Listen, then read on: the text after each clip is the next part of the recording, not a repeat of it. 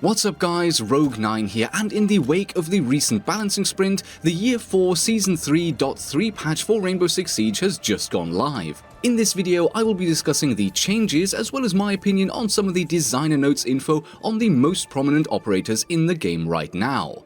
Let's go! We'll start off with the brand new changes, and first up is a minor nerf to Twitch's F2 assault rifle.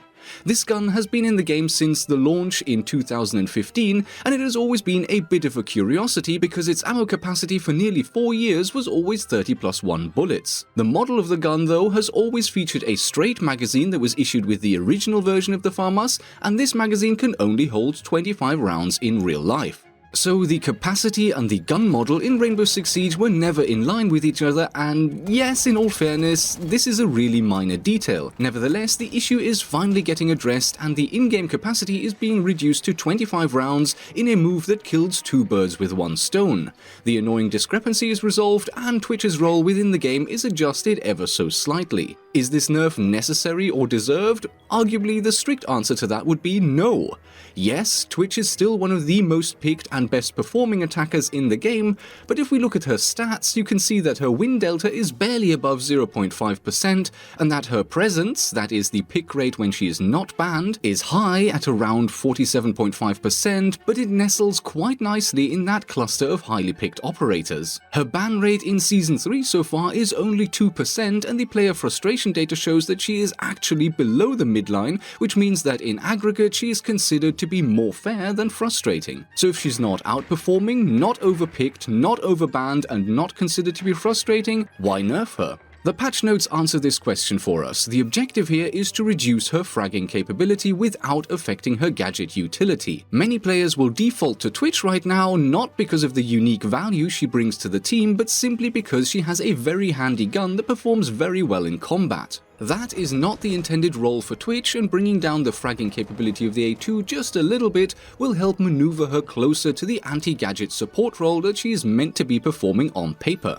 I personally like that the F2's in-game model and ammo capacity now finally match, and the loss of 5 bullets doesn't really make that much of a difference for me. I like playing Twitch, and this nerf won't make me pick her any less, but please do feel free to leave your personal thoughts in the comments section below.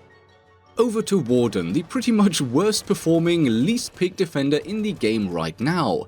This poor old chap was developed at the height of the Glaz smoke meta, but because it usually takes around 9 months to define, prototype, test, produce, and then release new operators, by the time he ended up in the game, bulletproof cams had been invented, Ying had been made harder to use, and Glaz had been nerfed into the ground to such a degree that his feet literally popped out in Australia. Warden was the perfect solution to a problem that no longer existed. He was quite simply redundant upon launch. To fully address his lackluster performance, I think a larger rework would be required, and the patch notes confirm that the devs agree. In the meantime though, he will become a little more fun to play as a 2-speed 2-armor. Being able to move faster and make less noise is undoubtedly an advantage when taking engagements, but when it comes to Warden specifically, there is also a bit of a drawback here because, here's the thing, the amount of time it takes for Warden's go-go gadget banana spy vision to disappear is inversely related to the speed at which he moves. So sprinting will deplete his ability quicker than jogging, which is quicker than walking, or crouch walking, or crawling. The faster you move, the faster your special vision meter is depleted. I ran a couple of quick tests pre and post-patch, and lo and behold, who would have guessed it, lol and lamau, 2-speed operators move 10% faster than 1-speed operators, and conversely, Warden's vision meter now goes down to 0 pretty much exactly 10% quicker than pre-patch across all different stances. So hooray, you can now move faster as Warden, but his gadget has essentially been nerfed in the exact same proportion that his speed has been buffed. What does this add up to overall? Nerf? Buff? Or do the 2 separate changes simply cancel each other out? Vote in the poll in the top right hand corner now to give me your opinion. And finally, last and maybe also least, or maybe not, who the heck knows anymore, Glaz is also receiving a token buff to help him re-emerge from the depths that he's been nerfed to earlier this year. He is the lowest picked attacker in the game right now, and his win delta is so bad that they had to extend the scale to actually fit him onto the chart. If you have a Glaz on your team, the simple fact is that you are far more likely to lose that round than if you had any other operator instead of him, all else equal. Glaz just seems to be one of those knife-edge type of operators when it comes to balancing him. When he was initially released, he didn't have thermal vision in his scope, and his simple flip-up sight was probably the most underwhelming gadget in the game. Then they added the banana vision, and for many seasons, the Glaz smoke plant meta ruled the entire game.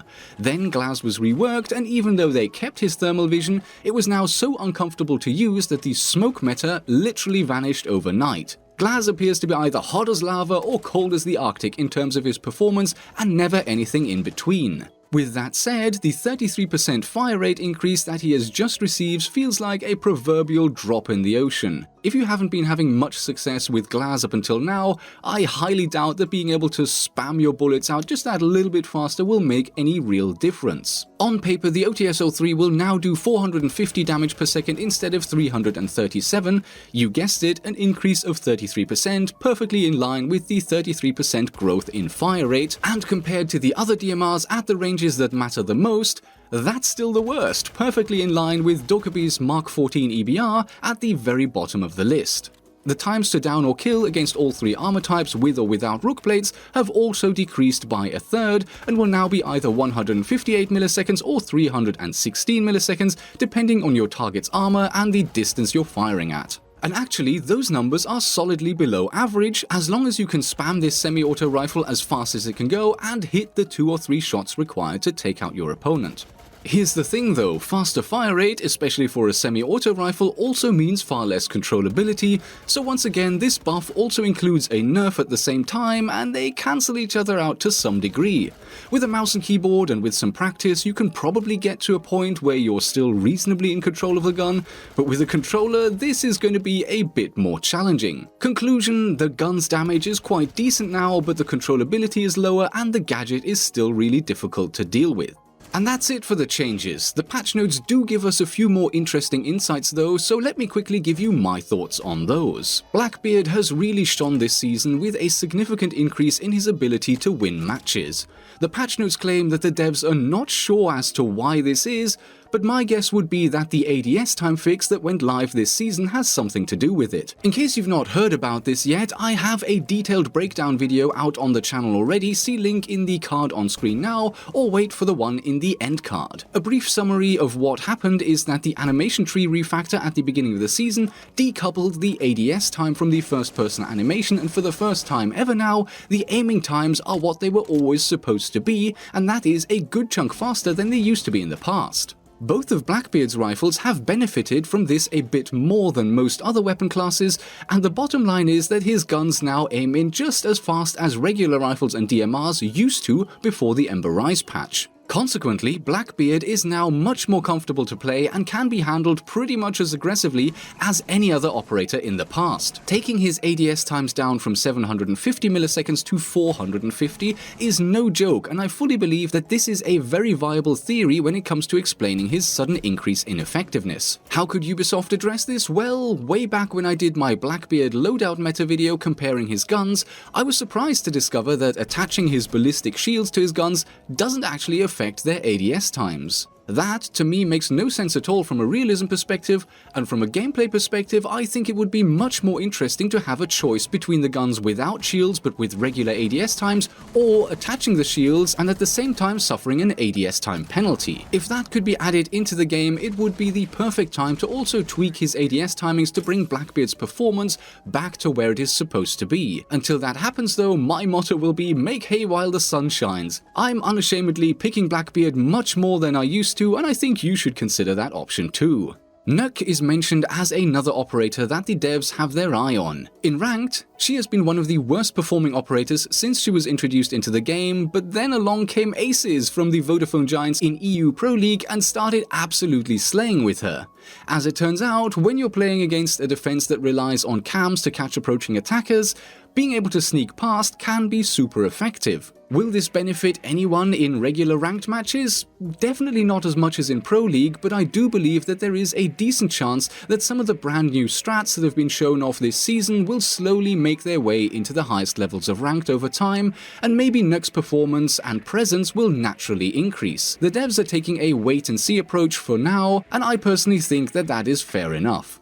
Kaed is actually not in a terrible spot right now, but his performance and especially presence are definitely lower than those of Bandit. The patch notes mention that the devs are not ready to discuss the options that they're currently evaluating, but during the Balancing Sprint podcast, I was specifically given permission to mention one of the ideas that I got to test, so since that info is already out there, I feel comfortable mentioning that one possible buff could be to increase the range of his Electro Claws. Right now, you can use them to electrify a maximum of 2 separate reinforced walls side by side, but it is possible that in future their area of effect radius is buffed to just about be able to include up to 3 reinforced walls. Now this is of course just one idea, and there were some potential concerns with this, but when I got to play a prototype of Kaed with greater Electroclaw range, it felt perfectly fine. The final section of the patch notes refers to the Jackal rework that we got to discuss on the podcast, but since that is not coming into the game until at least next season, I'm not going to go over it for now.